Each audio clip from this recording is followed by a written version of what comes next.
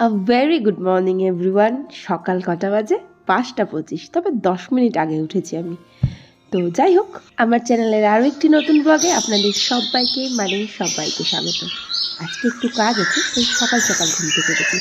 আর আপনাদের তো টেনে নিয়ে চলে এসেছি আমি এই ভোরবেলা ছাদে। ভোর নয়, এখন সকাল। আর এরকম সুন্দর পরিবেশ এরকম সকালে না উঠলে দেখতেই পাওয়া যায় না। কারো কারো সকালে উঠতে ভালো লাগে না, তাদের কাছে এরকম পরিবেশের প্রয়োজন হয় না, তারা বেলা একটা পছন্দ করে, সেটা তাদের সম্পূর্ণ ব্যক্তিগত ব্যাপার। তবে আমার না ভারী ভালো লাগে সকালবেলা ঘুম থেকে উঠতে। আর আমিও যে কখনো কখনো বেলায় উঠি না তা না, তবে সকালটাই ওঠা আমি প্রেফার করি। তা যে অনেকদিন পরে ভাবলাম চলুন আপনাদেরকে একটু করে ছাদ থেকে ঘুরিয়ে আনি। এখনও কিন্তু সূর্য ওঠেনি, এই দিকটা আমাদের পূর্ব দিক। আর এই যে ছাদ থেকে যখন নেমে যাচ্ছিলাম, দেখি কিনা যে মিনিটাও ঘুমাচ্ছে, আমি উঠে পড়েছি। ওই যে তখন বললাম না বাড়িতে কেউ কেউ আসবে আজকে আমার, তো কেউ কেউ বলতে আমার ভাসুরপো, আমার ভাইপো আর আমার বান্ধবীর দুটো মেয়ে।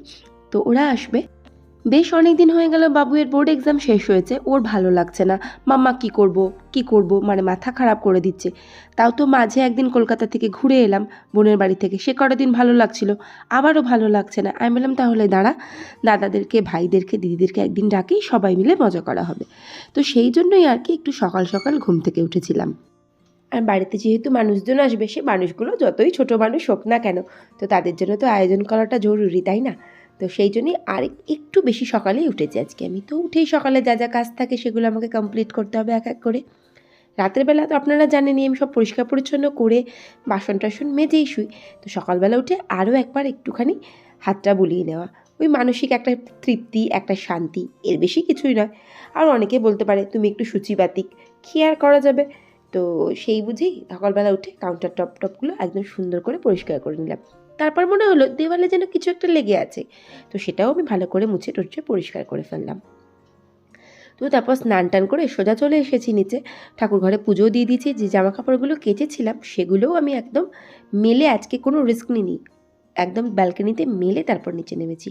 আর হ্যাঁ, আজকাল আমি ব্যালকনিতেই মেলি, ছাদে আর মেলি না। যে লেভেলের রোদ উঠছে না, ওই রোদে আর যদি জামা কাপড় মেলে বাই চান্স ভুলে যাই তুলতে, জামা কাপড়গুলো পুরো চচ্চড়ি সব হয়ে যাবে, রং ফং উঠে একাকার কাণ্ড হয়ে যাবে। তো এদিকে 1 কাপ গরম চা দিয়ে সকালটা শুরু করলাম, আর এরপরেই শুরু হবে আমার বিশাল ব্যস্ততা। এই 1 কাপ চাটুকু একটু শান্তিতে খেয়ে নিই। তো এই বলে একদম গরম গরম 1 কাপ চা নিয়ে বসে গেলাম। তো বাবুইও এখনও ঘুমাচ্ছে, আর বাবুয়ের বাবাও ঘুমাচ্ছে। অ্যাকচুয়ালি তমাল একটু রাতে শোয়, সেজন্য তমালের একটু ঘুমটা বেলা অবধি জরুরি হয়। তো আজকে আমার অনেক রকম রান্নার মধ্যে ছিল আলু ভাজা। তো আলু ভাজাটা না আমি ভীষণ সুন্দর করে মানে মানে খুব প্রিয় এই আলু ভাজাটা আমার। বাবুই একটু যদি কারি পাতাটা না দিয়ে বেশি পছন্দ করে। তবে এর ফুল রেসিপিটা আমার ওই যে ইউটিউবে আর একটা শর্ট ভিডিও চ্যানেল আছে, আমি সেখানে দিয়ে দিয়েছি, আপনারা চাইলে কিন্তু দেখে নিতে পারেন। এদিকে আমার আলুটা ভাজা হয়ে গিয়েছিল, আর এখানে করছিলাম পটলের একটা কোরমার রেসিপি। তো এই ভিডিওটাও আমি দিয়ে দেবো, মানে এই রেসিপির ভিডিওটা আমি শর্ট চ্যানেলে দিয়ে দেবো, তখন আপনারা একবার গিয়ে দেখে নেবেন। তো এই রান্নাটা নাকি সবচাইতে ভালো হয়েছিল আজকে সব রান্নার মধ্যে। এরপর আমি করলাম কি, পটলের তরকারি যখন হয়ে গেল, আমি ডালটা বসিয়ে দিলাম একদিকে, আর ডালের সাথে আমি মাছটাও বসিয়ে দেবো। তো ডালটা না আমি আজকে গন্ধরাজ লেবুর পাতা দিয়ে করেছিলাম।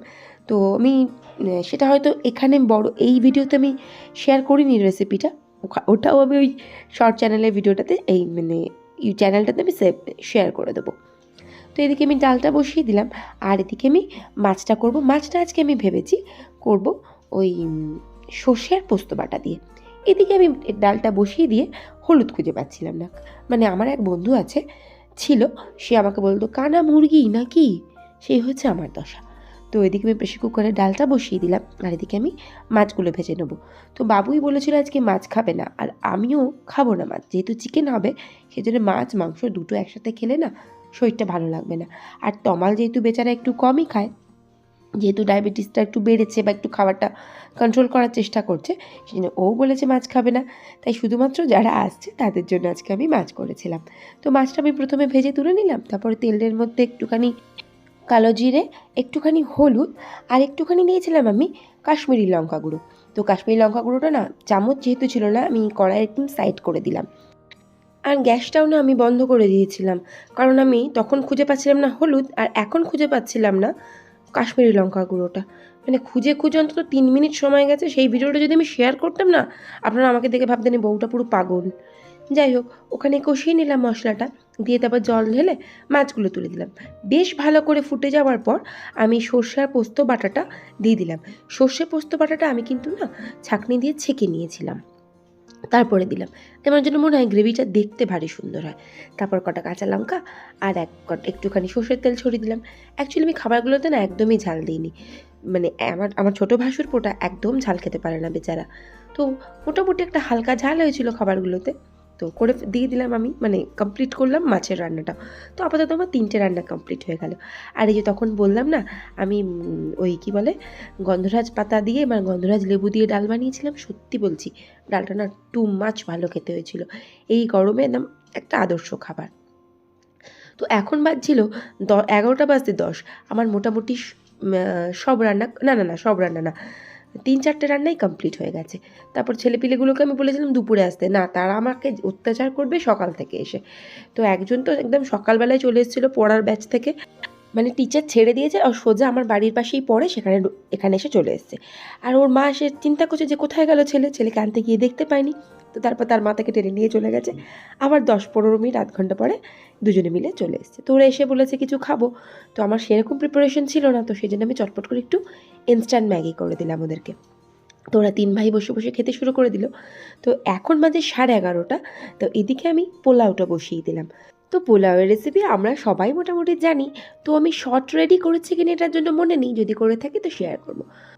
তো সকাল থেকে আমার সিংহভাগ রান্নাই হয়ে গেছে।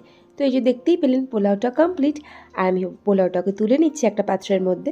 আমার অ্যাকচুয়ালি পোলাও করলে একটাই টেনশন থাকে, ঝরঝরে হবে তো, কিন্তু প্রত্যেকবারই ঝরঝরে হয়। ওই যে 1 কাপ রেশিও ছিল, 1 কাপ চাল হলে 2 কাপ জল, এই রেশিওতে করলে সত্যিই সবসময় ঝরঝরে হয়। তো এদিকে পোলাওটা কমপ্লিট হয়ে গেল, ভাতটাও বসিয়ে দিয়েছিলাম। তো তারপরে যে দেখলেন না মাংসটা ধোয়া ছিল, তো মাংসটাও আমি বসিয়ে দিলাম এক এক করে। তো ব্যাস এটাই আমার শেষ রান্না। তবে না একটা দুঃখের বিষয়, আমি না কিছু চাটনি করতে পারিনি। টমেটো ছিল না হচ্ছে গিয়ে তেঁতুল। আমার না তেঁতুল ছাড়া টমেটো চাটনি করতে ভালো লাগে না, সেই জন্য আমি টমেটো চাটনিটা করিনি। নাহলে ঘরে টমেটোও ছিল, খেজুরও ছিল, আমসত্ত্বও ছিল, ও শুধু তেঁতুলের জন্য করলাম না, কী জানি কেন করলাম না, করলেই বেমি ভালো হতো। তো এদিকে সব রান্নাগুলোর বললাম না তখন সব কমপ্লিট, আর শুধু মাংস বাকি, মাংসটা তো বসিয়ে দিলাম। আর মাংসটা আমি আগেই ম্যারিনেট করে রেখেছিলাম। তো যেহেতু ওরা মানে মেয়েগুলো এখনও আসেনি, তো ওরা দুপুর ঢুকবে, আমাকে বলেছিল আগে চলে আসবো কাকিমণি, কিন্তু আসেনি। সেই জন্য আমি করলাম কি একটুখানি লাসিটা বসিয়ে দিলাম। একদিকে মাংসটাও হয়ে এসছে, তেল ছেড়ে দিলে আমি জল ঢেলে দেবো, আর চিকেন যেহেতু বেশিক্ষণ তো লাগেই না রান্না হতে। আর একদিকে আমি এই লাসিটা বানিয়ে নেবো। তো এখন আমার টোটাল রান্না কমপ্লিট।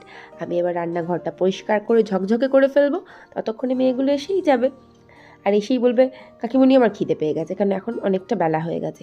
সকাল সকাল সব রান্না কমপ্লিট করলেও মাংসটার জন্য আমার একটু বেশিই সময় চলে গেল আজকে। তমালকে আমি বারবার করে বলেছিলাম আমাকে একটু আগে মাংসটা এনে দাও, সে বাবু আর সময় আর হয়ে ওঠে না। যাই হোক, এদিকে আমার টোটাল কাজ কমপ্লিট, রান্নাঘরও পরিষ্কার হয়ে গেল, আর কিছু বাসন পড়েছিল যে বাসনগুলো আমি মেজে নিলাম। আর এদিকে মেয়েগুলো আমার এসে গেছে। ওরা না আগের দিনও বললাম ওই যাদের সাথে আমরা খেতে গিয়েছিলাম রেস্টুরেন্টে, ওরা 2 বোন জমজ, তো ওরাও এসে গেছে। তো সবাইকে আমি একসাথে খেতে দিয়ে দিই। আর এই মুহূর্তে আমাকে এই ভিডিওটা ধরে দিচ্ছে আমার তমাল ঘোষ। মানে আমি জানি না ভিডিওটা কতটা সুন্দর লাগবে আপনাদের, তো আমি সবাইকে খেতে দিয়ে দিই। এই যে হাতটা তুলে আছে, এটা আমার ছোটো ভাসুরপো, আমার ছেলে, আমার ভাইপো, আর এই 2 আমার বান্ধবীর মেয়ে। একজন হচ্ছে অনন্যা, একজন অদিতি।